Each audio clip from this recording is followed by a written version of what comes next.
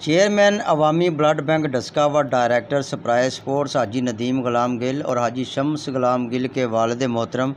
आशिक Medina Alhaj Ghulam Nabi Gill मरहूम के साले सवाब के लिए महफिल पाक का अहतमाम किया गया, जिसमें ज़ीनतुल कुर्रा कारी खादम बिलाल मुजद्ददी ने अपने मखसूस अंदाज में तिलावत कलाम पाक और नात रसूल मकबूल सल्लल्लाहु अलैहि वसल्लम का हदिया अक़ीदत पेश किया तो समा बंद गया।